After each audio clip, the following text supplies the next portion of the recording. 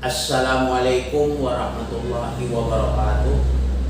Alhamdulillahilladzi anzala ala abdil kitaba wa lam yaj'al lahu iwaja. Asyhadu an la ilaha illallah wahdahu la syarikalah wa asyhadu anna Muhammadan abduhu wa rasuluh. Allahumma sholli ala Muhammad wa ali Muhammad. Allahumma sholli ala Muhammad wa ali Muhammad. Pertanyaan berikutnya yang datang dari Pak Ramli.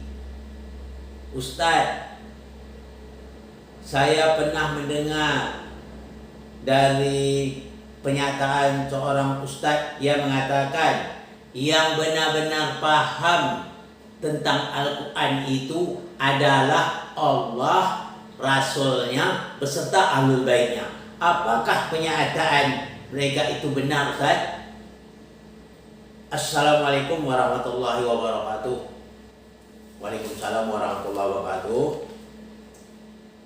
Kalau apa yang disampaikan oleh Ustadz itu benarlah.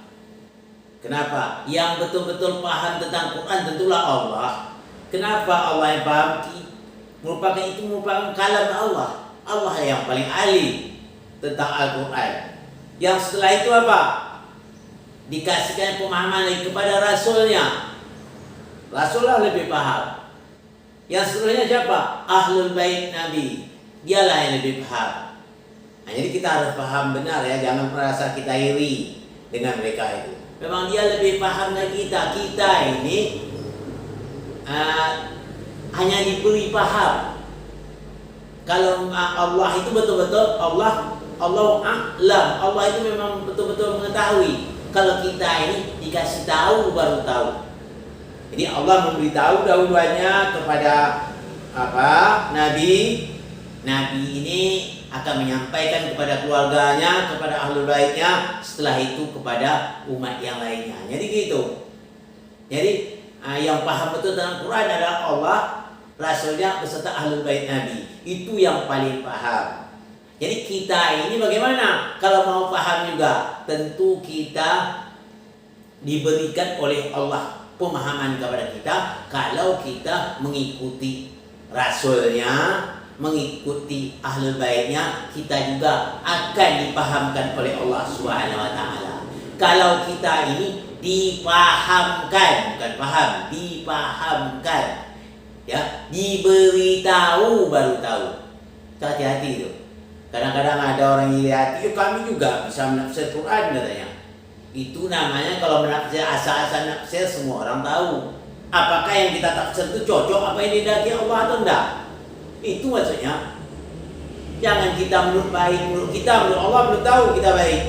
Nah, yang kita hendaki yang baik menurut Allah. Gitu. Kalau asal-asal bisa ya, asal tafsir saja.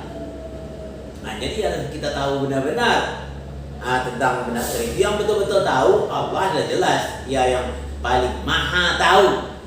Setelah itu diberitahu kepada Rasul lewat malaikat, dikasih tahu pada Rasul. Rasul juga beritahu kepada keluarganya, al-baitnya, dan seterusnya sampailah kepada umat.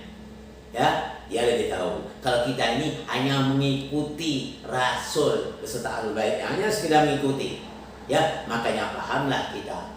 Nah, jangan pula beranggapan, aku sudah paham juga, sudah bisa menafsir Al-Quran. Kalau asal-asal tafsir tidak cocok dengan apa yang dihindaki Allah, buat apa gunanya? Tak ada nilai di sisi Allah. Yang Allah hendaki sesuai apa yang maksudnya. Nah, gitu ya. Nah, jadi saya harapkan juga bagi penanya ini kita harus paham juga ya. Nah, kita harus bisa menerima kepahaman dari Allah Subhanahu wa Ta'ala. Yang penting kita supaya paham itu kita merasa kita itu tidak berilmu di sisi Allah. Kita merasakan di sisi Allah tidak ada apa-apa.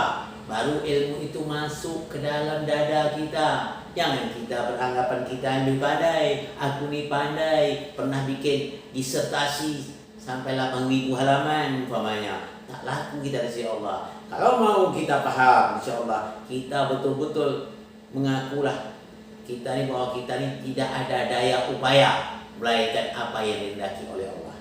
Kita sebetulnya tak ada daya upaya. Tak ada suatu kekuatan pun sama sekali, melainkan kekuatan itu diberikan oleh Allah.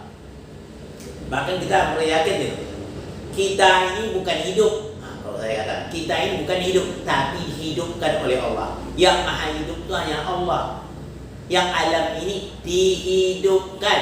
Kalau tak dihidupkan oleh Allah, kita tidak hidup. Kalau tidak diberikan Allah ilmu, kita tidak berilmu. Kita diberi, bukan berilmu. Nah itu hati-hati.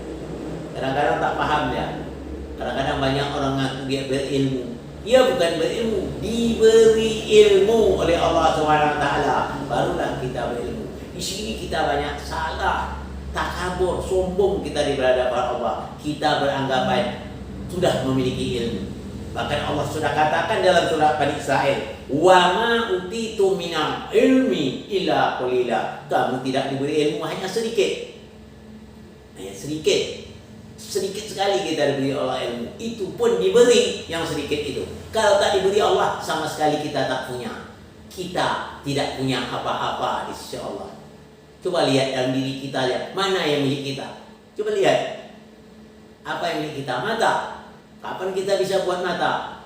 Apalagi yang milik kita? Badan, kepala, hati dan sebagainya. Mana milik kita? Tak ada. Semuanya milik Allah. Makanya kita kalau mengatakan kepada Allah itu la haula wala quwata illa billah aliyul azim, tak ada daya upaya melainkan kekuatan dari Engkau ya Allah. Begitu. Jadi untuk apa? Pertanyaannya betul-betul tepat kata Ustaz yang mengatakan itu. Yang maha mengetahui tentang Quran itu adalah Allah.